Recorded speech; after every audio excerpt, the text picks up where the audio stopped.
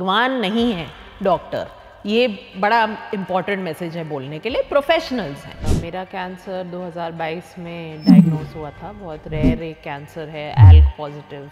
क्योंकि एक रिसेंट में एक सेलिब्रिटी ने भी बहुत बोला है, सिद्धू जी। कोई भी कुछ भी आके आजकल बोलता है कि भाई ये इलाज हो जाएगा इससे, ये इलाज हो जाएगा उससे, और सब लोग वायरल जा रहे हैं। इसमें लॉ लाना ही पड़ेगा। जब तक आप नहीं क्वालिफाइड हैं, आप उस विषय पे ना बोलें। लोगों को सेल के बारे में भी पता नहीं है, वो कैंसर के ऊपर ज्ञान दे रहे हैं। कैंसर में इतना लोग ज्ञान देते हैं कि ये कर्मा, वो कर्मा, पिछला जन्म, अगला जन्म। तो आपको राइट ट्रीटमेंट तक पहुंचने के लिए कोई चैलेंजेस या हर्डल्स भी आए? टारगेटेड दवाइयाँ हैं जैसी मैं लेती हूँ, वो अभी भी आयुष्मान भारत में कवर नहीं होती। उसके बाद प्राइवेट इंश्योरेंस में भी ये कमी है कि वो समझते नहीं हैं। मेडिकल ट्रीटमेंट के साथ कोई अल्टरनेटिव थेरेपीज को भी आप ऑप्ट करती हैं? कैंसर में तो मुझे लगता है हर कोई बहुत एडवाइस देता रहता है, लेकिन नेचुरल आप क्या मतलब बाल्टी भर भर के हल्दी थोड़ी ना खा लेंगे। ये बात नहीं समझते लोग। किसी गांव में रहने वाले पेशेंट को डिटेक्ट होता है कि उनको कैंसर हुआ है, तो वो अपनी ट्रीटमेंट जर्नी को कैसे नेविगेट करेगा? तो आपकी क्या राय रहेगी केयर गिवर के लिए, डॉक्टर्स के लिए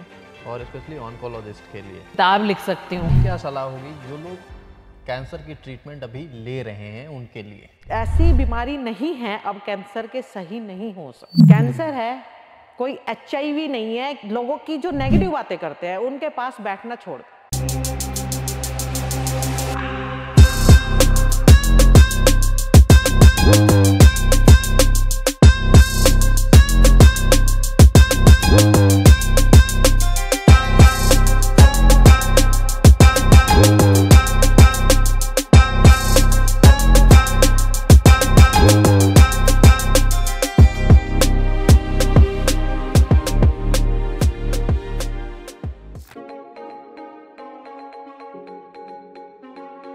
नमस्कार, मेरा नाम गौरव है और मैं शुभम हूँ। हम लोग बिगो हेल्थ के को फाउंडर्स हैं। और मैम, बिगो हेल्थ में हमारा मेन एम और मोटो क्या है कि जो भी हमारी देश की आबादी जो गांव में रहती है, उसको हम अपने पॉडकास्ट के माध्यम से एक सही इन्फॉर्मेशन और अवेयरनेस क्रिएट कर सके, सो दैट कि वो अपने ट्रीटमेंट जर्नी में एक इन्फॉर्म्ड डिसीजन बना सके। सो आज के पॉडकास्ट में हमारे साथ 2 कैंसर पेशेंट्स हैं। जनरली हम इंस्टाग्राम, यूट्यूब, फेसबुक और सोशल मीडिया चैनल्स पे हम और टीवी पे भी हम डॉक्टर्स की सुनते रहते हैं, इन्फ्लुएंसर की बात सुनते हैं कैंसर को लेके। लेकिन आज हम दूसरे साइड को टच करने वाले हैं, फ्रॉम पेशेंट साइड। तो ma'am, welcome to our podcast. So ma'am, can you please introduce yourself? मेरा नाम उर्वशी है। मैं एक पब्लिक हेल्थ प्रोफेशनल हूँ और मेरा कैंसर 2022 में डायग्नोस हुआ था। बहुत रेयर एक कैंसर है, एल्क पॉजिटिव लंग कैंसर है। और उस टाइम पे मुझे कोई ऐसे सिम्टम्स नहीं थे, कोई ऐसी प्रॉब्लम नहीं थी। तो बहुत ही सडन हुआ जो भी ऑनसेट हुआ सिम्टम्स का। थोड़ा बहुत बुखार था, थोड़ी थकान थी, पर कुछ ज़्यादा नहीं था। और 1 महीने में ही सारे जो सिम्टम्स हैं वो बढ़े और फिर मेरा ये कैंसर डायग्नोस हुआ। मेरा नाम गीता गोयल है। मुझे 2021 सितंबर में डायग्नोज हुआ था कैंसर। उसके बाद ट्रीटमेंट कराया। 2022 में ट्रीटमेंट कंप्लीट हो गया था।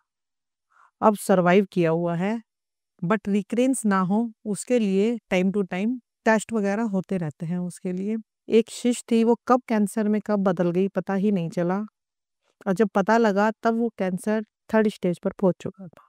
तो मैम, जैसे आपने मेंशन किया कि आपको शुरू में फीवर था, और तो मैम कितने दिनों से ये फीवर चल रहा था और कब आपको लगा कि नहीं नहीं, मुझे इसको अब सीरियसली लेने की जरूरत है? नहीं, ऐसा कुछ नहीं था। मेरा बस 1 हफ्ते मुश्किल से कुछ 3-4 दिन ही हुआ और मैं तो तभी सीरियसली ले लिया इसको। तो ऐसा मेरा कुछ नहीं था कि बहुत टाइम तक चल रहा था। तो जैसा मैंने कहा कि ऑनसेट ऑफ सिम्पटम से लेके डायग्नोसिस तक मुश्किल से 1 महीना या 1.5 महीना बीता था। मैम, आपने डिसाइड कैसे किया कि नेक्स्ट ट्रीटमेंट प्लान क्या करना है? उसके लिए आपने क्या-क्या स्टेप्स लिए फिर? तो इसमें मतलब ट्रीटमेंट तो बहुत फिक्स्ड होता है इस पर्टिकुलर टाइप के कैंसर में। दुनिया में कहीं भी वो एक ही टाइप का इलाज होता है। और वो एक ओरल दवा होती है, टारगेटेड मेडिसिन कहलाती है। तो जब डायग्नोसिस हुई तो वही एक टारगेटेड मेडिसिन पे डाला गया। लेकिन यही प्रॉब्लम होती है इसमें कि वो मेडिसिन कई बार फिर वो कैंसर रेजिस्टेंट हो जाता है, बीमारी रेजिस्टेंट हो जाती है उस दवा से। तो फिर आपको दवा बदलनी पड़ती है। लेकिन इलाज एक ही है, कोई इसका अलग प्रकार के इलाज नहीं है, तो कोई उसमें ऐसी चॉइस नहीं थी। एक ही जो वो मेडिसिन थी, वही प्रिस्क्राइब की गई थी। तो आपको राइट ट्रीटमेंट तक पहुँचने के लिए कोई चैलेंजेस या हर्डल्स भी आए थे क्या? या अगर आए तो आपने कैसे ओवरकम किया उसको? नहीं, इसमें तो कोई ऐसे हर्डल राइट ट्रीटमेंट में पहुँचने में नहीं आए, डायग्नोसिस में पहुँचने में ज़रूर उनको बायोप्सी करनी पड़ी, फिर उसके बाद जो जीन्स की टेस्टिंग है, मॉलिक्यूलर टेस्टिंग कहलाती है, वो करनी पड़ी। तो इसमें डायग्नोसिस में ज़्यादा चैलेंज होता है, क्योंकि ये relatively rare form of cancer है। लेकिन एक बार डायग्नोसिस हो जाए, तो फिर इसका ट्रीटमेंट पाथ तो काफ़ी क्लियर होता है। तो मैम जब आपकी डायग्नोसिस चल रही थी या अभी चल रही है, तो क्या आप अपने मेडिकल ट्रीटमेंट के साथ कोई अल्टरनेटिव थेरेपीज़ को भी आप ऑप्ट करती हैं या आपको किसी ने सजेशन दी कि आप अल्टरनेटिव थेरेपी की तरफ भी जा सकते हो? ऑल्टरनेटिव तो लोग बताते ही रहते हैं, मतलब कैंसर में तो मुझे लगता है हर कोई बहुत एडवाइस देता रहता है। लेकिन मेरा जहाँ तक मानना है कि आपको डॉक्टर की सुननी चाहिए, जो क्वालिफाइड स्पेशलिस्ट हैं उनकी सुननी चाहिए। क्योंकि कई बार आप बहुत एक्सपेरिमेंट करेंगे तो वो प्रॉब्लम भी हो सकती है, जो आपकी एक्चुअल मेडिसिन है उसका इफ़ेक्टिवनेस को अफ़ेक्ट कर सकती है। तो ठीक है, बहुत सी चीज़ें लोग बोलते हैं, लेकिन वो आपको सोच समझ के और एक्सपर्ट से कंसल्ट करके ही वो आप इम्प्लीमेंट कर सकते हैं अपने ऊपर, बिकॉज़ आप खुद तो कोई क्लिनिकल ट्रायल नहीं बन सकते हैं। तो इसीलिए एक्सपेरिमेंटेशन का स्कोप नहीं रहता है उतना खुद पे। एक्सपेरिमेंट करना भी नहीं चाहिए, क्योंकि जो दवा है वो साइंटिफिक टेस्ट की हुई दवा है। जो डॉक्टर हमें दे रहे हैं, उनके ऑब्जर्वेशन में हम ट्रीटमेंट करा रहे हैं, वो साइंटिफिक है। हम अदरवाइज़ किसी आयुर्वेदिक पे जाए या खुद ही कोई थेरेपी वगैरह करें, उसका क्या रिज़ल्ट होगा हमें कुछ नहीं आइडिया। पॉज़िटिव भी जा सकता है, नेगेटिव भी जा सकता है। पॉज़िटिव के चांसेस कम ही हैं, नेगेटिव के चांसेस ज़्यादा है। तो मैम जब कभी भी कैंसर की बात होती है, तो अभी भी अपने देश में और समाज में बहुत सारे मिथ्स हैं इसको लेकर के। काफ़ी सारे केयरगिवर्स अपने पेशेंट्स को भी नहीं बताते हैं कि क्या आपको कैंसर है। क्योंकि जस्ट बिकॉज़ दे थिंक कि उनकी मेंटल स्ट्रेस हो जाएगी और वो मेंटली वीक हो जाएँगे और वो सर्वाइव करना है लेट्स से उनको 2 साल, तो उससे कम में ही वो उनको खो देंगे। तो आपके कैंसर जर्नी में मैम सबसे टफेस्ट मोमेंट क्या था मैम? टफ़ेस्ट तो मतलब टफ़ तो होता ही है, क्योंकि मेरा जो टाइप ऑफ कैंसर है वो अधिकतर स्टेज 4 पे डायग्नोस होता है। अभी जो साइंस की पोजीशन है तो उसके लिए कोई क्योर जैसी चीज़ नहीं है अभी। तो अगर आप सिर्फ 35 साल के हैं और आपको ऐसा कोई डायग्नोसिस मिलेगा, तो किसी के लिए भी मुश्किल होगा, मतलब इसमें कोई बहुत सरप्राइज़ होने की या रॉकेट साइंस की बात नहीं है। तो आई थिंक मुश्किल ही रहा है, कोई एक मोमेंट नहीं, हर मोमेंट ही मुश्किल रहा है। लेकिन वही होता है कि आपके पास कोई चॉइस नहीं होती है। इट्स नॉट इवन अबाउट कि आप कोई बड़े स्ट्रॉन्ग हैं, मुझे तो इस शब्द से काफ़ी नफ़रत हो गई है जब से मेरा डायग्नोसिस हुआ है, क्योंकि कई बार लोग ऐसे कर देते हैं कि जैसे आप कुछ अलग ही मटेरियल से बने हैं, ऐसा नहीं है, आप भी उतने ही इंसान हैं। तो लेकिन आपके पास किस्मत ने चॉइस नहीं छोड़ी होती है, तो जब चॉइस नहीं है तो आप जीते हैं, चाहे जो डायग्नोसिस हो, चाहे डेथ सेंटेंस आपको सुनाया जाए, लेकिन आप जीते हैं। चॉइसेस तो कुछ भी है ही नहीं सर इसके अंदर। लेकिन ये है कि हाँ, साइंस इतनी तरक्की तो कर ही लिया है। डॉक्टर्स की अगर हम ऑब्जर्वेशन से मुझे डायग्नोज़ हुआ, तो मेरा भी यही क्वेश्चन था डॉक्टर के पास कि अगर मैं ट्रीटमेंट करा लूँगी, तो कितने साल क्योर हो जाएँगे मेरे? वो हर इंसान का यही क्वेश्चन पुट अप होता है। तो डॉक्टर कभी ये नेगेटिव तो देखो बोलते ही नहीं है। उन्होंने कहा अगर करा लोगे और कवर हो भी जाएगा। आप तो खाँसी-जुकाम की तरह समझो कि खाँसी-जुकाम या कुछ भी होता है उसका भी हम ट्रीटमेंट कराते हैं। लेकिन हाँ, सर्वाइव के चांसेस उन्होंने 60-70% मुझे बताए थे। तब डॉक्टर से बोला कि 70 है, तो ठीक है सर्वाइव हो ही जाएगा। मैम कैंसर के ट्रीटमेंट के समय पे हमने अभी लास्ट पॉडकास्ट में भी डॉक्टर अंकुर बहल के साथ एक पॉडकास्ट किया था, जिसमें उन्होंने बोला था कि एक तो कैंसर का ट्रीटमेंट जैसा कि आपने बोला अभी बहुत प्रिसिजन नहीं है, अभी डेवलप हो रहा है। तो इसके लिए इंश्योरेंस कंपनियां भी सब कुछ कवरेज नहीं देती हैं। तो इसमें आपको क्या-क्या परेशानी आई? देखिए, इंश्योरेंस मतलब 2 टाइप की इंश्योरेंस है ना हमारे देश में। पब्लिक इंश्योरेंस है, जैसे आयुष्मान भारत वगैरह है, जो गरीब लोगों के लिए है। और उसमें प्रॉब्लम ये आती है कि वो बहुत ही पुराने आउटडेटेड ट्रीटमेंट्स कवर कर रहे होते हैं। तो जैसे मेरी बीमारी है एल्क, उसमें वो पुरानी जो कीमोथेरेपी है, जो दुनिया में अब शायद कोई भी यूज़ नहीं करता, वो कवर होती है। लेकिन जो ओरल टारगेटेड दवाइयाँ हैं, जैसी मैं लेती हूँ, वो अभी भी आयुष्मान भारत में कवर नहीं होती।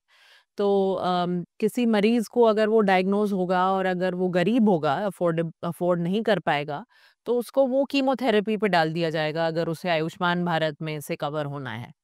तो वो बहुत ही सब ऑप्टिमल है और इसीलिए आउटकम्स भी हमारे यहाँ फिर खराब होते हैं।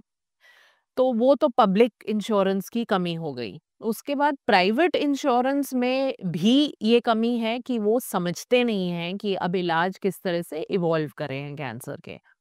और उसका ये मतलब है कि उनको टारगेटेड थेरेपी क्या है, ये सब उनको भी समझ नहीं है। मेरी तो बहुत ही एक prominent private health insurance company है, लेकिन उनके साथ मेरा हर क्लेम पे, हर महीने पे मेरा यही झगड़ा है, क्योंकि उनको कुछ समझ नहीं आता कि भई ये आपका इलाज कैसे हो रहा है, क्योंकि उनको लगता है कि कैंसर मरीज़ सिर्फ़ एक टाइप का इलाज होना चाहिए, वही कीमो होनी चाहिए, वही हॉस्पिटल में भर्ती होना चाहिए।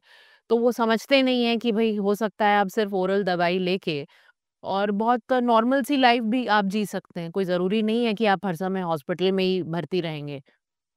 तो उनकी समझ में बहुत कमी है, और जबकि मेरे ऑन्कोलॉजिस्ट लिख के देते हैं, लेकिन वो फिर भी बहुत ही मुसीबत करते हैं। तो आई थिंक जो प्राइवेट हेल्थ इंश्योरेंस भी है, उनको अपनी एक तो समझ बढ़ानी पड़ेगी कैंसर ट्रीटमेंट्स की, कि वो अब इवॉल्व हो रहे हैं, आगे बढ़ रहे हैं। सिर्फ वही कीमो, वही रेडिएशन, वही सर्जरी नहीं है, अब बहुत और तरह के ट्रीटमेंट्स आ गए हैं।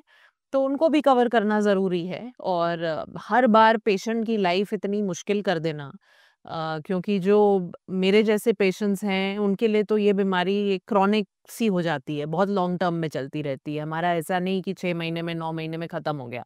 तो अगर मुझे हर महीने आपके साथ ये जूझना पड़ेगा, तो अब मैं अपना बीमारी देखूँ कि मैं इंश्योरेंस से लड़ूँ, मैं क्या करूँ? तो ये बहुत प्रॉब्लम है अभी हमारे देश में। मैम आपके केस में तो आपने जैसा हमारे को इस पॉडकास्ट के पहले बताया कि आपका कोई भी इंश्योरेंस कवरेज नहीं था। टोटल कैश में ही कराया मैंने। फिर आपने आप अगर थोड़ा बता पाएँ कितने खर्चे हुए, किस तरह से आपने मैनेज किया? सर मैनेज का तो ये है कि फैमिली सपोर्ट रहा, तो उसमें कोई ऐसा चैलेंजेस नहीं आया, बट मुझे डॉक्टर्स के भी काफ़ी सपोर्ट रहे, क्योंकि बैकग्राउंड मेरा फार्मा से है। मुझे डॉक्टर स्वरूपा ने काफ़ी सपोर्ट किया। सपोर्ट तो काफ़ी किया, जो ट्रीटमेंट जितना अ, उनके हेल्प हो सकती थी उनके हिसाब से, उन सब ने मेरी बहुत हेल्प की। बट एक चैलेंज तो था कि इतना एक्सपेंसिव ट्रीटमेंट है। कैंसर का ट्रीटमेंट एक एक्सपेंसिव है, जैसा मैम ने भी बताया कि अगर हम किसी सिविल हॉस्पिटल में या आयुष्मान के तहत कहीं कराते हैं, तो एक वो जो जनरल से मेडिसिन है उस पर डाल देते हैं हमें। लेकिन फैमिली ने मुझे नहीं मालूम होने दिया कि कैसे अरेंज हुआ, नहीं हुआ, मेरा इजीली हो। फैमिली का सपोर्ट इसमें काफ़ी मैटर करता है।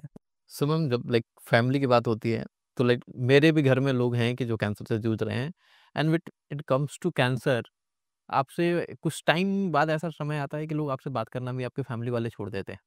तो मेरे तो जो कोर है वो तो चलिए था ही मेरे साथ, लेकिन हाँ, जो और थोड़ी एक्सटेंडेड फैमिली थी, वो सब लोग इतने कोई साथ नहीं रहे। लेकिन आई थिंक वो इसलिए भी मुश्किल होता है बिकॉज़ कैंसर ऐसी चीज़ है कि, और जैसा मैंने कहा कि किसी का अगर लॉन्गर टर्म चल रहा हो, तो ऐसा नहीं कि वो 2 महीने, 3 महीने, 6 महीने, 9 महीने में ख़त्म हो गया। वो ज़िंदगी वैसे ही जी रहा है वो जब तक वो जिएगा। तो इतना लंबा साथ देना बहुत कम लोगों में जनरली क्षमता होती है। अगर आप देखें, अगर दोस्त भी आप देखें या बाहर के भी लोग देखें, तो लोग कुछ-कुछ समय पे दे सकते हैं आपका साथ, क्योंकि फिर उनकी भी लाइफ है, उनके भी अपने मसले हैं। तो वो कितना आपके साथ खड़े रहेंगे। तो ठीक है, जो बिल्कुल कोर है कि मेरी मदर हैं या मेरे हस्बैंड हैं, वो तो रहेंगे मेरे साथ, लेकिन उसके बियॉन्ड मेरा इतना एक्सपेक्टेशन भी नहीं है कि कोई खड़ा रहे या करता रहे, जो कि वो बहुत ही लॉन्ग टर्म ये इशू है। और I think most most important इसमें इसलिए यही हो जाता है कि आप अपने आप को आपको उस सिचुएशन से कोप करने का तरीका ढूँढना पड़ेगा। और मेरी तो यही लर्निंग रही है कि जो डार्केस्ट आपके मोमेंट्स रहते हैं, सबसे खराब मोमेंट्स रहते हैं, तो आपको अपने ऊपर काफ़ी निर्भर होना पड़ता है, चाहे कितने भी लोग हो जाएँ। क्योंकि जैसे मेरी सिचुएशन है कि मैंने कहा अब इतना यंग एज पे डायग्नोसिस, अब मेरे जो पेयर्स हैं उनमें तो किसी को ऐसी कोई बीमारी नहीं है, तो वो तो मुझसे बिल्कुल ही रिलेट नहीं कर पाते और मैं उनसे नहीं कर पाती हूँ। तो ये एक बहुत समस्या रहती है कि आप हो सकता है 20 लोगों के बीच भी खड़े हों, लेकिन आप बहुत अकेला महसूस कर सकते हैं। तो वही होता है मेरे साथ, इसीलिए मैंने अब धीरे-धीरे सीखा है कि अब खुद ही अपने अंदर से वो रास्ता ढूँढना पड़ता है। अब वो जैसा भी हो, आप गिरें, पड़ें, फिर उठें, फिर गिरें, वैसे ही है। कोई बड़ा स्मूथ और सुंदर जर्नी तो ये है नहीं। लेकिन कोई चॉइस नहीं होती तो आप अपना रास्ता निकाल ही लेते हो। मैम आपने मतलब गवर्नमेंट के साथ, गवर्नमेंट ऑफ इंडिया के साथ पब्लिक हेल्थ में काफ़ी आपने काम किया है और आपका एक्सपीरियंस भी बहुत वास्ट रहा है। तो when it comes to cancer, early diagnosis, हम सबको पता है कि अर्ली डिटेक्शन एंड डायग्नोसिस बहुत हेल्पफुल होता है। तो आपको क्या आपके सुझाव होंगे टायर 2, टायर 3 टाउन्स के फिजिशियंस के लिए कि वो इस चीज़ को अडॉप्ट कर पाएँ कि नहीं, कैंसर हो भी सकता है वहाँ पे और उसकी ट्रीटमेंट जितनी जल्दी करेंगे उतनी जल्दी उसका क्योर किया जा सकता है? देखिए, सबसे पहले तो अवेयरनेस आती है खुद फिजिशियंस के लिए, खुद हेल्थ सिस्टम में जो प्रोफेशनल्स हैं उनके लिए, कि कैंसर जो है वो सिर्फ ऑन्कोलॉजिस्ट को नहीं समझ में आना चाहिए, कैंसर सबको समझ में आना चाहिए, एटलीस्ट बेसिक साइंस और सिम्टम्स पिकअप कर पाना। क्योंकि जो पेशेंट सबसे पहले जाता है हेल्थ सिस्टम में, वो सबसे पहले ऑन्कोलॉजिस्ट के पास नहीं पहुंच जाता है, वो किसी ना किसी और हेल्थ वर्कर के पास पहुंचेगा, या वो अपने प्राइमरी हेल्थ सेंटर, या अब जो आयुष्मान भारत में बन रहे हैं, आयुष्मान आरोग्य मंदिर, हेल्थ एंड वेलनेस सेंटर, उनमें जाएगा, या वो अपने डिस्ट्रिक्ट हॉस्पिटल में किसी भी डॉक्टर के पास चला जाएगा। तो सब में क्षमता होनी चाहिए कि एक बेसिक साइंस एंड सिम्पटम्स थोड़ा वो पिकअप कर सकें कि भाई ये क्या ऐसा हो सकता है और क्या हमें आगे इस पेशेंट को रेफर करने की ज़रूरत है। तो वो सबसे पहली बहुत इम्पोर्टेंट बात है, क्योंकि हो सकता है एक महिला किसी गायनेकोलॉजिस्ट के पास जाए और अगर उनको नहीं समझ है कि भई ये ब्रेस्ट कैंसर हो सकता है या ये सर्वाइकल कैंसर हो सकता है, तो वो फिर उस महिला को सही डायरेक्शन में गाइड भी नहीं कर पाएँगे। तो सबसे पहले खुद का ही अवेयरनेस फिजिशियंस का, देन ऑफ कोर्स एक्सेस की बात होती है, कि ये स्क्रीनिंग कहाँ-कहाँ हो रही है। होनी तो मतलब मैंडेटेड है आयुष्मान भारत में कि जो कॉमन कैंसर्स हैं उनकी स्क्रीनिंग हो। ये आयुष्मान आरोग्य मंदिर जो हैं प्राइमरी हेल्थ सेंटर लेवल पे, लेकिन अभी बहुत जगहों पे वो स्क्रीनिंग पूरी तरह से हो नहीं रही, या फिर रेफरल अच्छे से नहीं हो रहा, क्योंकि सिर्फ स्क्रीन करने का फ़ायदा नहीं है। अगर आपने स्क्रीन किया और आपने ठीक से रेफर नहीं किया जो आपको लग रहे हैं सस्पिशियस केसेस, तो फिर वो स्क्रीनिंग तो कोई मतलब नहीं है उसका। तो एक्सेसिबिलिटी का इशू है, अवेयरनेस का इशू है, अफोर्डेबिलिटी का इशू हो जाता है। और मुझे ये लगता है कि कई बार हम जब एडवांस्ड कैंसर पेशेंट्स हैं उनसे बात करते हैं और रेट्रोस्पेक्टिवली उनसे पूछते हैं कि भाई आप ने कोई साइन सिम्टम देखे और आपने क्या उसको इग्नोर किया, तो कई बार ये निकल के आता है कि भाई वो काफ़ी टाइम तक कुछ कुछ उन्हें हो रहा था, लेकिन वो इग्नोर कर रहे थे क्योंकि उनको डर भी था, एक तो बीमारी का, दूसरा ये था कि कहीं हमारी जो वेजेस हैं वो ना चली जाएं, हमें इस बीमारी में पड़ना पड़े इलाज में, तो जो डेली वेज वर्कर्स हैं अब उनके लिए तो बहुत ही एक रियल ये डर है। और तो वो फिर उसको इग्नोर करते रहते हैं कि शायद भाई खुद ही ठीक हो जाए या जो भी, और फिर वो आते हैं हेल्थ सिस्टम पे जब बिल्कुल स्टेज 4 हो जाता है, जो बहुत ही मुश्किल है, बहुत ही महंगा है। तो आई थिंक कि पेशेंट्स को भी, जो जनरल पब्लिक है, बल्कि पेशेंट नहीं, सिर्फ जनरल पब्लिक को एजुकेट करने की ज़रूरत है कि अगर आप जल्दी आएँगे, तो वो आप ही के हित में है। आपको कम पैसे लगेंगे, अगर आपको इलाज भी कराना पड़ा अर्ली स्टेज पे, तो वो पैसे कम लगेंगे, उसके आउटकम्स बेहतर होंगे। तो आपके हित में है, आपके परिवार के हित में है कि आप उसको नेग्लेक्ट ना करें, क्योंकि फिर आप एकदम एंड में आएँगे, तो वो तो और भी मुश्किल हो जाएगा। तो आई थिंक ऐसी कुछ कहानियाँ, केस स्टडीज़ हमें लोगों को बहुत अवेयर करना चाहिए कि अर्ली आने के क्या फ़ायदे हैं, स्क्रीनिंग के क्या फ़ायदे हैं और क्यों करना चाहिए। सो आई थिंक मल्टीपल चीज़ों की ज़रूरत है। अवेयरनेस की है, एक्सेसिबिलिटी की है, फिर इंसेंटिव्स आपको देने पड़ेंगे लोगों को सिस्टम में कि वो स्क्रीनिंग क्यों करें, या कोई अगर है पब्लिक का तो वो क्यों आके अपनी स्क्रीनिंग कराए। तो आपको ये मैसेज उन तक अच्छे से कम्युनिकेट करना पड़ेगा, और उनको शायद आप कुछ इंसेंटिव्स भी दे सकते हैं। हमने कई बार ये भी सोचा है कि आप दे सकते हैं, क्योंकि सिर्फ पेशेंट के एंड पे नहीं है कि कॉस्ट बचेगा, हेल्थ सिस्टम का भी बचेगा। अगर स्टेज 4 करोगे इलाज तो आप हेल्थ सिस्टम का भी पैसा जा रहा है ना, और एज अपोज टू अगर आप अर्ली कर लोगे तो आपका भी पैसा बचेगा। तो सभी का फायदा है उसमें, बट ये मैसेज आई थिंक कभी-कभी अच्छे से कम्युनिकेट नहीं हो पाता। मैम आपने कोविड के टाइम पे भी काफ़ी काम किया था। उस समय हमने देखा कि गवर्नमेंट ने भी फाइनली जाके टेली कंसल्टेशन को काफ़ी बढ़ावा दिया। तो अभी कैंसर के स्क्रीनिंग से लेके ट्रीटमेंट तक में हम जैसी टेक कंपनियां कैसे कंट्रीब्यूट कर सकती हैं? देखिए, टेक का बहुत रोल हो सकता है अब, क्योंकि एक बहुत इम्पोर्टेंट इनेबलर है। मतलब टेक से ऑफ कोर्स ये नहीं कि टेक से ही सब कुछ सॉल्व हो सकता है, बट एक इनेबल वो कर सकता है चीज़ों को ज़्यादा एफिशिएंट होने में, कॉस्ट कम करने में, ज़्यादा आसान करने में चीज़ें। और इंडिया में जब आप स्क्रीनिंग की बात करते हैं या किसी भी प्रोग्राम की बात करते हैं तो बहुत स्केल पे करना पड़ता है। मतलब मिलियंस और मिलियंस ऑफ लोग आ जाते हैं इक्वेशन में। तो उस सिचुएशन में टेक्नोलॉजी बहुत ही हेल्प कर सकती है, क्योंकि वो उस तरह की एफिशिएंसी ला सकती है और कॉस्ट को, जैसे मैंने कहा, कम कर सकती है। तो आई थिंक स्क्रीनिंग में जो टेक्नोलॉजी है उसका बहुत रोल हो सकता है। ऑलरेडी ऐसी कंपनीज हैं, स्टार्टअप्स भी हैं, बहुत से लोग अच्छा काम कर रहे हैं कि वो स्क्रीनिंग को कैसे सिंपल कर सकें और कैसे उसमें कॉस्ट कम कर सकें, क्योंकि इम्प्लीमेंटेशन का जो ईज़ है वो भी बहुत ज़रूरी हो जाता है। अगर मैं कोई भी स्क्रीनिंग प्रोग्राम चलाना चाहूँ और अगर वो इम्प्लीमेंट करने में बड़ा मुश्किल है, या महंगा है, या हेल्थ वर्कर्स को बहुत ट्रेनिंग देनी पड़ेगी, तो वो कभी नहीं स्केल होगा। तो इसीलिए अगर टेक्नोलॉजी इन सब एस्पेक्ट्स में हेल्प कर पाए तो मुझे लगता है उसका बहुत बड़ा रोल है, और ऑलरेडी काफ़ी स्टार्टअप्स अच्छा काम कर रहे हैं, लेकिन वही है कि उनको हमें स्केल अप करने में मदद करने की ज़रूरत है। जो आर्टिफिशियल इंटेलिजेंस यूज़ कर रहे हैं कि हो सकता है कि आप एक सिंपल एक्सरे से काफ़ी कुछ बता सकें। ये नहीं कि सिर्फ कोविड, लेकिन उसी एक्सरे से आप शायद बता पाएँ कि ये शायद टीबी हो सकता है, शायद लंग कैंसर भी हो सकता है। तो अगर उस तरह से टेक्नोलॉजी यूज़ होने लगे और लार्ज स्केल पे होने लगे तो मुझे लगता है बहुत उसका इम्पैक्ट हो सकता है। तो मैम आपका क्या सलाह है कि जो लोग अर्ली में स्क्रीनिंग की तरफ नहीं जाते हैं डर करके और वो सोचते हैं कि नहीं मैं झाड़ फूक या आयुर्वेदा की तरफ चलूं, इनके लिए आपका क्या सजेशन रहेगा? सर, जाने वाला तो वो डर स कुछ लोग पैसे की वज़ह से नहीं जाना चाहते ट्रीटमेंट की साइड, एक्सपेंसिव इतना है वो।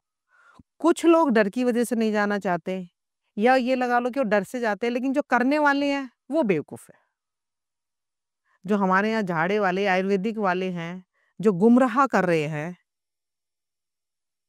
वो लोगों की जान के साथ खेल रहे हैं ना सर। मैम आपका कोई कमेंट? नहीं, ये देखिए, मैं तो क्योंकि एक रिसेंट में एक सेलिब्रिटी ने भी बहुत बोला है। सिद्धू जी।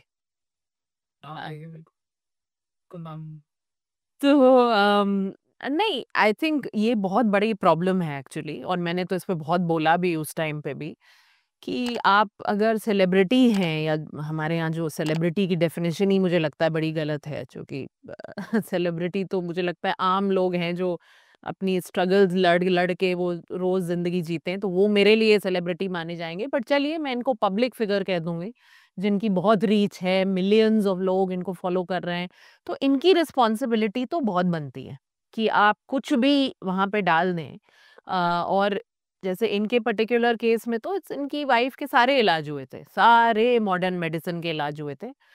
लेकिन उन्होंने जिस तरह से शुरू में उसको पोर्ट्रे किया कि भाई डॉक्टर ने गिव अप कर दिया और हमने तो बस इस डाइट में लगाया और हो गया बिल्कुल चमत्कार।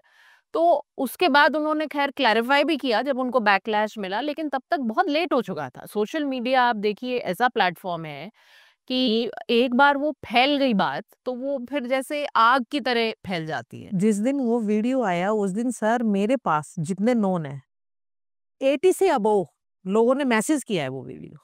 ये नीम का पत्ता हाँ, ये लीजिए आप, ये लीजिए, ये छोड़ दीजिए, ये लीजिए। क्योंकि मुझे भी, मेरे पास भी आए बहुत वैसे मैसेजेस कि हम क्या छोड़ दें अपनी दवा और ये करने लगे। मैंने कहा भाई ये तो बिल्कुल मौत की तरफ जाने का रास्ता है। तो मेरा तो रिकमेंडेशन एक्चुअली ये है, और मैं सरकार में भी ये देती आई थी कि हमारे यहाँ बड़ा स्ट्रिक्ट पब्लिक हेल्थ लॉ होना चाहिए। क्योंकि देखिए, ये आप साबुन या शैम्पू नहीं बेच रहे हैं कि कोई भी आके अपना ओपिनियन दे दे। ये हेल्थ केयर है, न्यूट्रिशन है। तो इसमें जब तक आपके पास वो एक्सपर्टीज नहीं है, कोई भी कुछ भी आके आजकल बोलता है कि भाई ये इलाज हो जाएगा इससे, ये इलाज हो जाएगा उससे, और सब लोग वायरल जा रहे हैं इंस्टाग्राम पे कि मिलियंस ऑफ व्यूज आ रहे हैं। तो इसमें लॉ लाना ही पड़ेगा कि भैया आप, जब तक आप नहीं क्वालिफाइड हैं, आप उस विषय पे ना बोलें, या डिस्क्लेमर डालें कि ये सिर्फ मेरा पर्सनल तजुर्बा है। So I think that is very important. But quickly, one more thing I will say on Ayurveda, क्योंकि आपने ये बात कही कि हमारे यहाँ ये है कि एक वो टसल चलता रहता है। आयुर्वेदा वाले अपना कुछ बोलते रहेंगे, या होम्योपैथी है, या यूनानी है, आयुष पूरा आप ले लीजिए अगर, और फिर उधर है कि मॉडर्न मेडिसिन जो कहलाता है। तो एक पेशेंट के लिए कभी कभी बहुत कंफ्यूजिंग हो जाता है कि मैं किसकी सुनूं। और जब आपको ये एक होप दिया जाता है कि इससे आपको चमत्कार हो जाएगा, तो नेचुरली आप उस डायरेक्शन में जाने के लिए टेम्प्टेड होते हैं। कोई भी टेम्प्टेड होता है, मतलब मैं भी हो जाऊंगी ना। क्योंकि अगर मुझे कोई इतनी सीरियस बीमारी होगी और मुझे कोई कहेगा कि भाई ये कर लो, इससे बिल्कुल चमत्कार हो जाएगा, तो मुझे भी टेम्पटेशन होगी। सारी सारी मेरी पढ़ाई लिखाई वो चूल्हे में चली जाएगी। और क्योंकि उस टाइम आपका डेस्परेशन बहुत होता है। कैंसर में समझना चाहिए लोगों को कि आप बहुत डेस्परेट होते हैं, और उस सिचुएशन का फायदा उठाने वाले बहुत लोग हैं। तो इसीलिए हमें प्रॉपरली ये गवर्नमेंट ही कर सकती है कि प्रॉपर गाइडेंस निकले, प्रॉपर गाइडलाइंस निकले कि भाई आयुष का क्या है, क्या रोल है, उसमें कब क्या काम कर सकता है या नहीं कर सकता है, कहाँ कर सकता है। जब तक ये नहीं होगा ना, और अब सोशल मीडिया पे तो और कंफ्यूजन है, क्योंकि कोई कुछ ट्वीट कर रहा है, कोई कुछ कर रहा है। अब अगर मैं सिर्फ पेशेंट हूँ, मुझे कोई जानकारी नहीं है, अब मैं तो बिल्कुल ही कंफ्यूज हूँ कि मैं किसको फॉलो करूँ। तो आई थिंक ये बहुत इम्पोर्टेंट है कि ये क्लियरली एक एविडेंस लोगों के सामने रखी जाए कि देखिए भाई आपको ये बीमारी होगी तो आप ये सब ना करें। आप जाएं इस डॉक्टर के पास और फिर वो इलाज फॉलो करें। पर अगर आपको मामूली कुछ खांसी जुकाम हो रहा है, आपने काढ़ा पी लिया, वो ठीक है, वो प्रॉब्लम नहीं है। तो वो बताना पड़ेगा लोगों को, अदरवाइज समझना किसी के लिए हेल्थ केयर बहुत ही वैसे ही मुश्किल चीज है। और अगर आप पेशेंट हैं तो आप डेस्परेट भी हैं, तो एक और उस पे एंगल मुश्किल का ऐड हो जाता है। मुझे लगता है मैम हमारे को ना बस जो बचपन में पढ़ाया जाता है ना कि खाना डाइजेस्ट कैसे होता है, ये एक बार ना एडल्ट्स को फिर से पढ़ा देना चाहिए कि भैया ब्लड तक कोई जब हम लोग खाते हैं तो बीच में लिवर है, वो नहीं जाने देगा तुरंत तुम्हारे सेल है। हल्दी है जैसे, हल्दी हल्दी लोग नहीं समझते हैं कि जो मेजॉरिटी है जो आप लोगे, वो लिवर आपका एलिमिनेट कर देगा। तो या तो फिर आप उसको बहुत कॉन्सेंट्रेटेड, और अब ऐसी है टेक्नोलॉजी, नैनो टेक्नोलॉजी कहलाती है, जहाँ लोग वही हल्दी या और कोई जो नेचुरल चीज़ें हैं उनका बेनिफिट आपको एक बहुत कॉन्सेंट्रेटेड वे में देंगे। एक न्यूट्रास्यूटिकल करके कहलाता है, और वो अगर आपके लिवर को बाईपास कर पाएगा तो वो आप फिर अब्जॉर्ब कर पाएंगे जिस क्वांटिटी में कि वो इफेक्ट कर सके आपकी बॉडी में। लेकिन नेचुरल आप क्या, मतलब बाल्टी भर भर के हल्दी थोड़ी ना खा लेंगे। आधा किलो हल्दी आदमी तो नहीं खा सकता। ये बात नहीं समझते लोग। और कितना नीम आप वो चबा लेंगे या कितना करेला खा लेंगे। तो वो एक बहुत बड़ा इशू है, एंड इसीलिए गवर्नमेंट को इसमें रोल प्ले करना पड़ेगा, मुझे लगता है। मैम अगर किसी स्मॉल टाउन जैसे कि कोई टियर 3-4 टाउन है या किसी गांव में रहने वाले पेशेंट को डिटेक्ट होता है कि उनको कैंसर हुआ है, तो वो अपने ट्रीटमेंट जर्नी को कैसे नेविगेट करेगा? तो नेचुरली बहुत डिफिकल्ट होता है, बिकॉज बहुत आप बहुत ही पढ़े लिखे भी हो, बहुत एक्सेस भी हो, तब भी मुश्किल है। तो अगर आप किसी छोटी जगह में हैं, इतना नहीं आपको अवेयरनेस है, तो फिर कंपाउंड हो जाती है वो डिफ़िकल्टी। समझने से लेके कि भई नेक्स्ट स्टेप क्या करना है, कौन है सही डॉक्टर, और फिर इलाज की बात तो आती है कि भई कौन-सा इलाज कराना है, क्या आप अफ़ोर्ड कर सकते हैं, या कोई स्कीम्स हैं जो आपकी मदद कर सकती हैं उसको एक्सेस करने में। तो मुझे लगता है ये नेविगेशन में बहुत चैलेंज आता है। और आपके जैसे प्लेटफॉर्म्स भी जो काम कर रहे हैं कि लोगों को टेली कंसल्टेशन करवा देना, फिर उसके बाद उनको हेल्प करना पूरे ट्रीटमेंट नेविगेट प्रोसेस को नेविगेट करने में, तो ये आई थिंक बहुत ही एक इम्पॉर्टेंट सर्विस है और बहुत इम्पॉर्टेंट गैप है। क्योंकि कई बार हमारे यहाँ ऐसा कोई करता नहीं है कि एंड टू एंड एक गाइडेंस प्रोवाइड की जाए। डॉक्टर जो है वो अपना कंसल्टेशन करके कई बार उसका रोल वहाँ ख़त्म हो जाता है, लेकिन जो पेशेंट है या उनकी फैमिली है उनको बहुत और तरह की गाइडेंस और सपोर्ट चाहिए होता है। तो वो मुझे लगता है कि आप जैसा काम कर रहे हैं, स्पेशली जो हमारे स्मॉलर टाउन्स हैं, सिटीज़ हैं, उसमें तो बहुत ज़्यादा नीड है इस चीज़ की। लेकिन बड़े शहरों में भी जो उनके लिए भी बहुत मुश्किल है समझ पाना कि भई, और बल्कि अर्बन में तो कई बार समस्या ये होती है कि इतने ऑप्शंस हैं, तो किसके पास जाएँ? किस अस्पताल में जाएँ? प्राइवेट में, पब्लिक में, छोटा, बड़ा, हर तरह का हॉस्पिटल आपको मिलेगा, हर तरह का डॉक्टर मिलेगा। तो अपनी बीमारी के लिए किसके पास जाएँ? कौन बेस्ट है? कौन बेहतर है? तो ये चीज़ें किसी भी कॉमन पर्सन के लिए जानना इम्पॉसिबल है, जब तक कि उसके पास कोई सपोर्ट ना हो। सो मैम, अगला सवाल आपसे है। इनमें एक बारी तो ज़रूर एक ना एक कैंसर पेशेंट के साथ इंटरैक्ट करते हैं।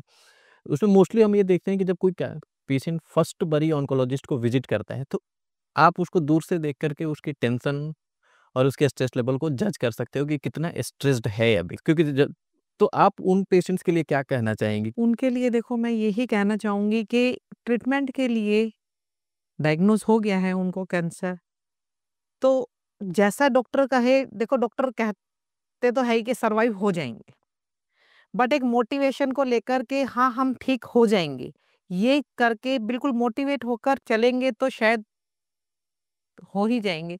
मुझे डायग्नोज़ हुआ, सर डर लगा, मैं ये नहीं कहूँगी मुझे डर नहीं लगा। वो मैडम वाली बात है कि डेथ वाला शब्द ना हर चौथा बंदा आपको बता देता है, कैंसर है ये ठीक होने वाला नहीं है। कैंसर के सेल्स ना किसी को ये नहीं पता सेल्स होते क्या है कैंसर के। बट हाँ, हर थर्ड पर्सन आपको ये बता देगा कि कैंसर के सेल्स ना मरते नहीं है।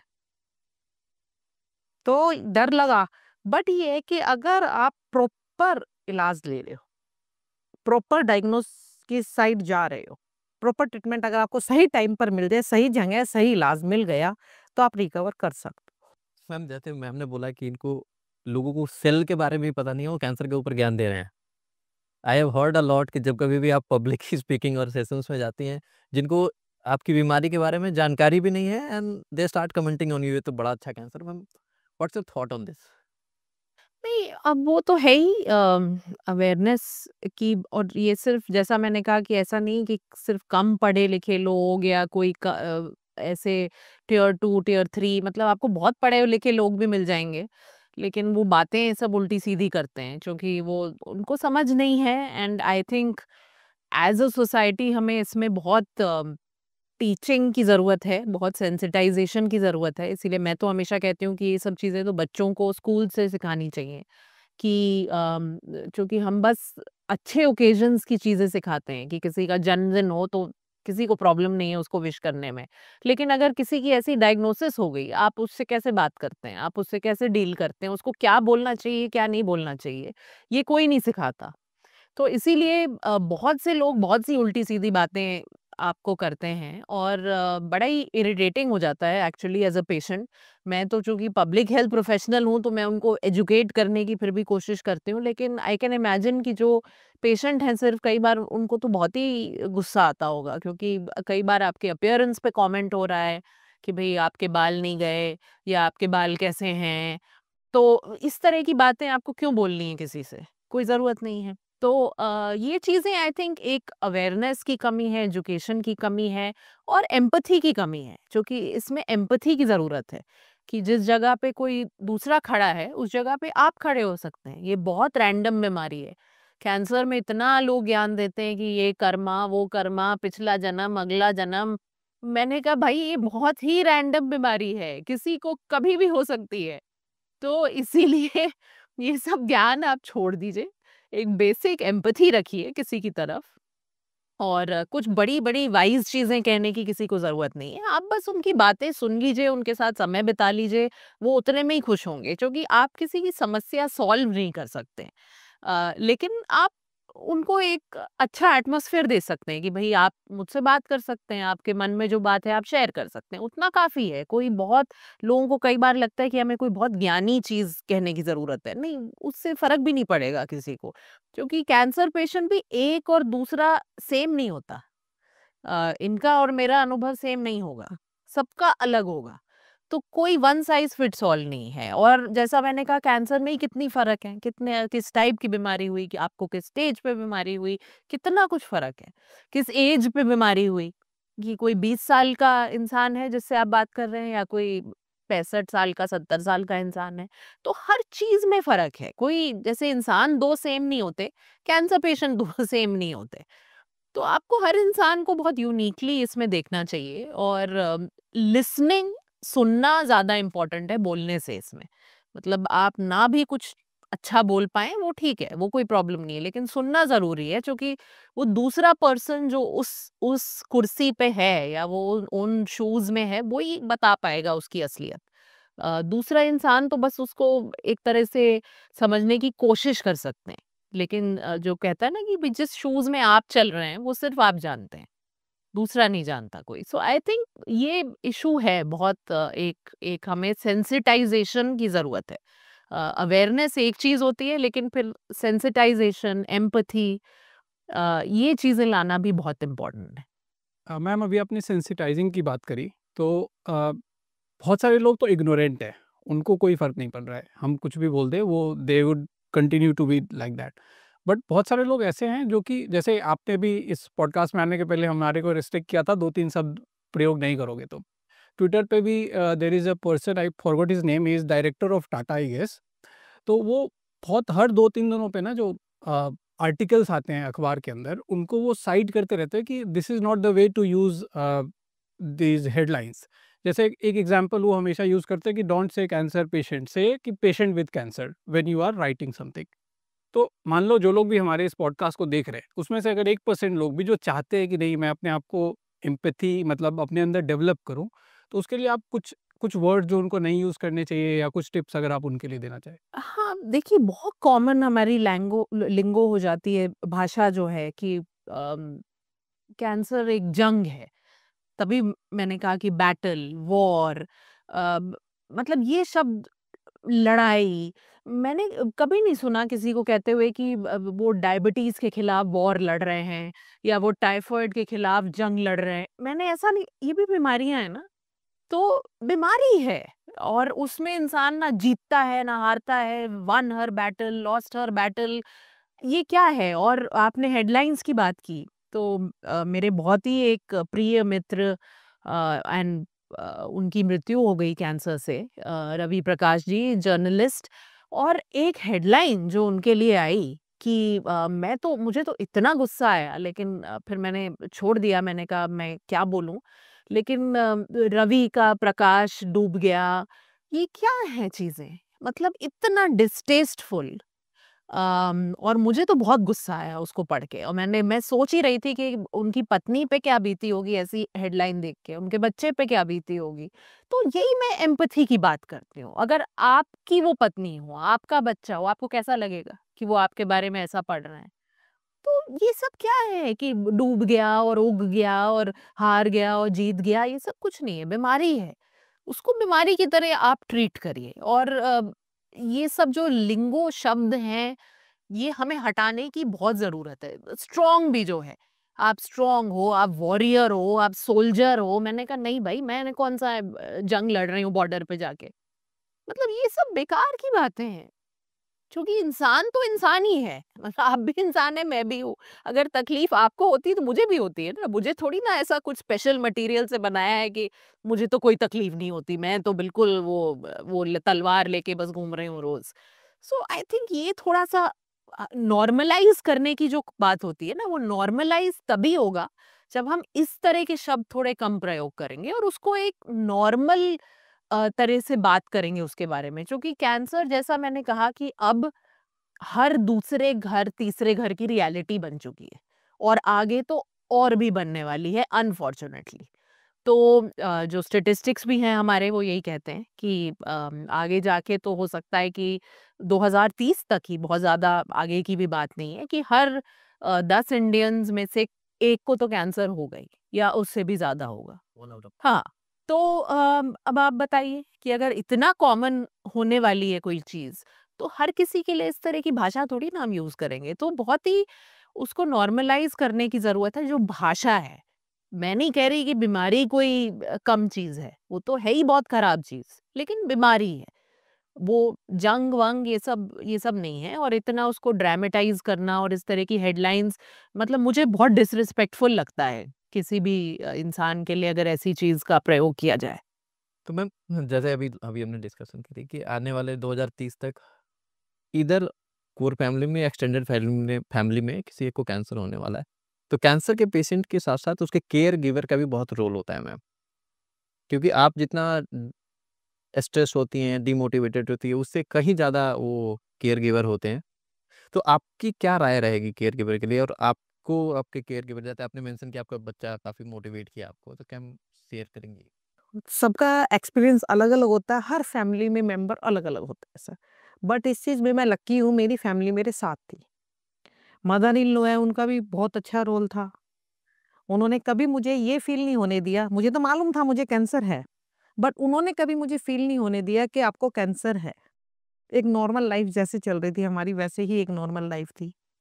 बेटा है, वो भी काफ़ी मोटिवेट है। तो मैं, कोई बात नहीं मम्मा, बीमारी किसी को भी हो सकती है। कैंसर हो या बुखार हो, खाँसी-जुकाम हो, डायबिटिक हो सकती है। वही वाली बात आती है कि मैम वाली बात, कि डायबिटिक का। बेटे ने भी यही कहा कि देखो मम्मी, डायबिटिक वाला पेशेंट शायद ठीक नहीं हो सकता होल लाइफ, बट कैंसर आपका क्योर हो जाएगा, 2 साल की बात है। कभी डिमोटिवेट मुझे नहीं होने दी। तो पेशेंट के साथ उसके फैमिली वालों का रोल सर बहुत ज़रूरी होता है कि वो भी मोटिवेट रहे। मेरी फैमिली ने तो मुझे पूरा, बहन, भाई, इवन अदर जो सब थे, सब मोटिवेट किया उन्होंने मुझे, सब साथ ही खड़े रहे। और फिर दूसरा ये कि मेरे बैकग्राउंड फार्मा से है। डॉक्टर्स जैसे ही मैं डिमोटिवेट होती थी, डॉक्टर्स का भी बड़ा रोल रहता था। इतने पेशेंट देखते हो, देखो वो हो गए क्योर, रिकरेंस उनका नहीं हुआ, सर्वाइव हो चुके। तो उनको देखकर सर मैं तो प्रॉपर मोटिवेट थी। मैम, अगर किसी फैमिली में किसी पेशेंट को कैंसर होता है, तो क्या ऐसे सपोर्ट ग्रुप्स अवेलेबल हैं पेशेंट या उनकी फैमिली के लिए?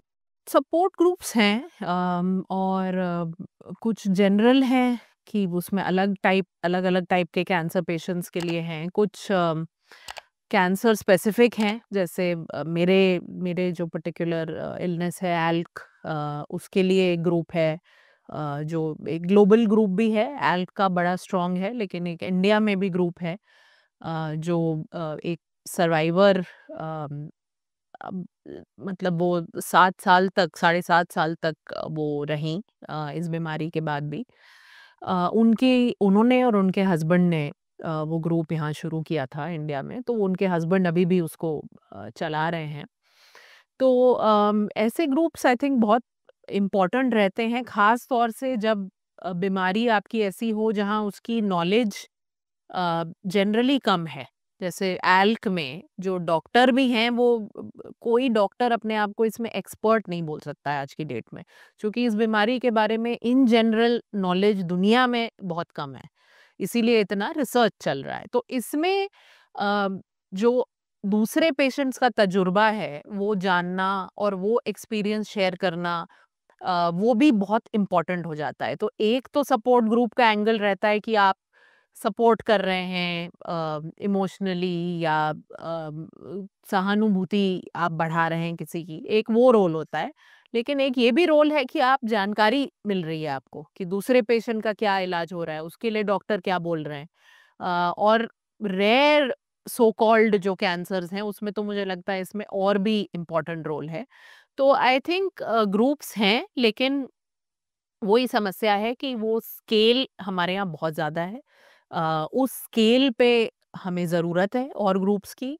और जैसा कि हम अभी बात करते आ रहे हैं कि छोटे जो शहर हैं, गाँव हैं, उनके पेशेंट्स को भी जोड़ना बहुत ज़रूरी है। क्योंकि कई बार यही होता है कि वो जो मेट्रोज़ हैं या जहाँ तक ग्रुप की बात खबर पहुँच पाती है, उतने ही लोग ऐड होते हैं। तो मुझे लगता है कि अभी मेरा भी एक एफ़र्ट है, एक हमने कैन हील करके एक शुरू किया है। उसमें कम्युनिटी आइडिया यही है कि कम्युनिटी है वो कैंसर पेशेंट्स, सर्वाइवर्स, और उसमें हम कोशिश यही करेंगे कि शुरू हमने बेशक मेट्रो से किया हो, लेकिन बहुत जल्दी हम चाहते हैं कि हम वो टियर 2, टियर 3 सबके पेशेंट्स और सर्वाइवर्स, उनके केयर गिवर्स सबको जॉइन उसमें करें, क्योंकि तभी असली वैल्यू आएगी उस सपोर्ट ग्रुप की। तो मैम लास्ट में आपका क्या सलाह रहेगा डॉक्टर्स के लिए और स्पेशली ऑन्कोलॉजिस्ट के लिए? इस पे तो मैं किताब लिख सकती हूँ कि ऑन्कोलॉजिस्ट के लिए सलाह। यही सलाह यही हो सकती है कि एक तो जैसा मैंने कहा, एम्पैथी बहुत ज़रूरी है। अलग अलग टाइप के डॉक्टर्स हैं, कुछ में ज़्यादा है, कुछ में बिल्कुल नहीं है। लेकिन मुझे लगता है कि ऑन्कोलॉजी ऐसा एक फील्ड है जिसमें एम्पैथी की बहुत ज़रूरत है। और सिर्फ आप उस पेशेंट को एक एग्रीगेशन ऑफ कैंसर सेल्स की तरह नहीं देख सकते हैं। मैं कई बार ये बोलती हूँ, वो पेशेंट एक पूरा इंसान है। और उसको जब कैंसर होता है तो उसकी लाइफ 50 तरीकों से डिसरप्ट होती है। तो सिर्फ उसको इस रूप में ना देखें कि ये है, इसको बस कीमो दे दिया या रेडिएशन हो गया, या वो आ गया वो क्वार्टरली चेक के लिए हो गया। तो उसको आपको कनेक्ट करना पड़ेगा और तरह के स्पेशलिस्ट से भी। मेरे केस में जैसे मैंने पाया कि जब डायग्नोसिस हुई मेरी, तो मेरा इतना एक्सट्रीम शॉक था, इतना एक्सट्रीम डिप्रेशन था कि मुझे ज़रूरत पड़ी एंटी डिप्रेसेंट्स की। मैं आज तक हूँ उन दवाओं पे। अब वो ऑन्कोलॉजिस्ट तो क्वालिफाइड नहीं है कि वो मुझे उस एस्पेक्ट में मदद कर पाएँ, तो उनको कनेक्ट करना पड़ता है राइट स्पेशलिस्ट से। तो इसीलिए मैं कहती हूँ कि कैंसर का जो इलाज है वो एक टीम की ज़रूरत है, सिर्फ ऑन्कोलॉजिस्ट नहीं कर सकता। उसमें आपको न्यूट्रिशन भी देखना है पेशेंट का, स्पेशली जो लॉन्गर टर्म के पेशेंट्स हैं। उसमें साइड इफ़ेक्ट्स ऑफ ट्रीटमेंट देखने हैं आपको, कैसे मैनेज होंगे। उसमें जैसे दवाई का एक इफ़ेक्ट था कि मेरे घुटनों में प्रॉब्लम हो गई, चला नहीं जा रहा था, सीढ़ियाँ नहीं चढ़ी जा रही थी, तो मुझे फिज़ियोथेरेपिस्ट की ज़रूरत हुई। अब वो ऑन्कोलॉजिस्ट थोड़ी ना करेंगे, तो वो अलग एक स्पेशलिटी है। तो वो पूरी टीम होनी चाहिए एक तो ऑन्कोलॉजिस्ट के साथ। हमारे यहाँ अभी भी देश में कई बार कैंसर, ऑन्कोलॉजिस्ट, खत्म। बट पूरा टीम होना चाहिए। आप बाहर के देशों में देखेंगे, जो विकसित देश हैं, उसमें हमेशा एक टीम रहेगी। सिर्फ एक मात्र इंडिविजुअल नहीं रहेगा, क्योंकि वो सब कुछ नहीं कर सकता। तो I think that is very important. And also मुझे लगता है कि रिसर्च से अप टू डेट रहना बहुत इम्पोर्टेंट है, क्योंकि ऑन्कोलॉजी ऐसा फील्ड है जहाँ चीज़ें बहुत जल्दी डेवलप हो रही हैं। और अगेन बहुत कम ऐसे ऑन्कोलॉजिस्ट हैं जो अपने आप को उस पे इतना अप टू डेट रख पाते हैं, क्योंकि ठीक है वो बिजी भी बहुत हैं या जो भी है, लेकिन मुझे यही लगता है कि आपको फिर आप उतने ही पेशेंस लो, स्पेशली जो प्राइवेट में है। पब्लिक में अलग बात है, जो कि पब्लिक में तो अब जो जितने आ रहे हैं वो डील कर रहे हैं उनके साथ, तो बहुत वॉल्यूम्स हैं। लेकिन प्राइवेट में अगर आप थोड़ा-सा रैशनलाइज़ कर सकें अपने पेशेंट लोड को, तो करना चाहिए। और रिसर्च से अप टू डेट रहना चाहिए, क्योंकि अदरवाइज़ क्या होता है कि जो पेशेंट है और केयरगिवर है, उस पे सारा बर्डन पड़ जाता है। अभी मैं हूँ, मेरी मम्मी बेचारी रात-रात भर बैठ के रिसर्च करती रहती हैं कि मेरी बीमारी में क्या हो रहा है दुनिया में। तो वो बड़ा मुश्किल है सबके लिए कर पाना। वो कर सकती हैं, शायद मैं कर सकती हूँ, लेकिन हर पेशेंट नहीं कर पाएगा। सो कहीं न कहीं वो डॉक्टर्स को भी वो रखना पड़ेगा बैलेंस बिटवीन कि इलाज करना and research. And finally I would say that जो स्टैटिस्टिक्स देते हैं हम लोग, वो नहीं देने चाहिए, क्योंकि कैंसर ऐसी बीमारी है कि आप ऑनेस्टली कोई नहीं बता सकता। और मैं तो अब इतने ऑन्कोलॉजिस्ट से मिल चुकी हूँ, मेरी ये बदनसीबी है मैं कहूँगी।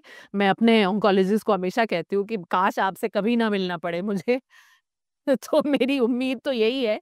लेकिन मैं बहुत मिल चुकी हूँ उन लोगों से, और अब जो सीज़न्ड ऑन्कोलॉजिस्ट हैं वो यही कहते हैं कि हमने अब लोगों को बोलना छोड़ दिया है कि ये 50%, ये 40%, ये 30%, 5 साल, 3 महीने, किसी को नहीं पता है। आप बस अपना ट्रीटमेंट करिए, और बाकी आपके हाथ में नहीं है। मतलब भगवान नहीं है डॉक्टर। ये बड़ा इम्पोर्टेंट मैसेज है बोलने के लिए। प्रोफेशनल्स हैं, उनकी भी सीमा है, वो इतना तक कर सकते हैं, उसके आगे वो नहीं कर सकते और कोई नहीं कर सकता। तो आई थिंक ये जो स्टेटिस्टिक्स देने का है, जो कि ये एक ऑन्कोलॉजिस्ट से जो मैं मिली थी वो यही कह रहे थे कि मैंने किसी को बोला कि भाई तुम्हारे पास 3 महीने हैं, और कहता है कि वो 10 साल बाद मेरे सामने आया, बिल्कुल ही हेल्दी, फिट एंड फाइन। तो मुझे बड़ी शर्म आई कि मैंने उसको क्या बोल के भेज दिया था यहाँ से। तो इसीलिए फ़र्क है, लाइक आई सेड, बहुत से ऐसे होंगे जो नहीं करते, लेकिन कुछ हैं जो अभी भी करते हैं, जिनको बिल्कुल ही बड़े क्विक हो जाते हैं वो जजमेंट पास करने में। तो आप भगवान नहीं, आप प्रोफेशनल हैं, आप अपना काम करिए, अपना बेस्ट करिए और पेशेंट को मोटिवेट करिए। I think that is very important. Motivation तो बहुत इंपॉर्टेंट है। मुझे जैसे शुरू में ही बोल दिया गया था कि आप तो खुश नसीब होंगी अगर आपको 5-7 साल मिल गए।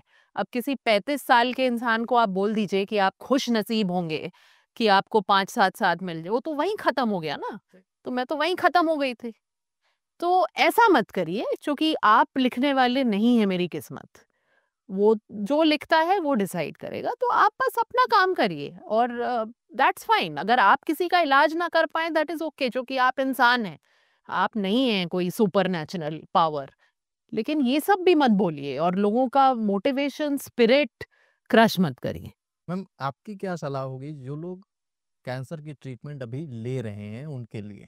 कैंसर का ट्रीटमेंट जो लोग ले रहे हैं, यही मैसेज है उनके लिए। टॉप 3 मैसेज बताइए, टॉप 3 मैसेज। टॉप 3 मैसेज यही है कि ऐसी बीमारी नहीं है अब कैंसर के सही नहीं हो सकता। वो जैसे अपनी नेचुरल लाइफ जी रहे थे वैसी ही लाइफ जी सकते हैं। कैंसर है, कोई एचआईवी नहीं है कि उनके साथ कोई टच हो गया तो उसको भी कैंसर हो जाएगा, ये ना समझे। और लोगों की जो नेगेटिव बातें करते हैं उनके पास बैठना छोड़ दें, उनकी बातें ना सुने। डॉक्टर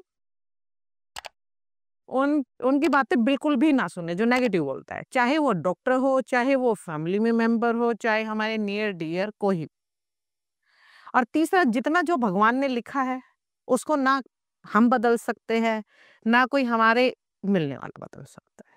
उसको बिल्कुल अपना खुश होकर जितने दिन है ना, चाहे वो 20 साल है, किसी के पास 2 दिन है, खुलकर जिए, जो करना है वो करे बिना डरे।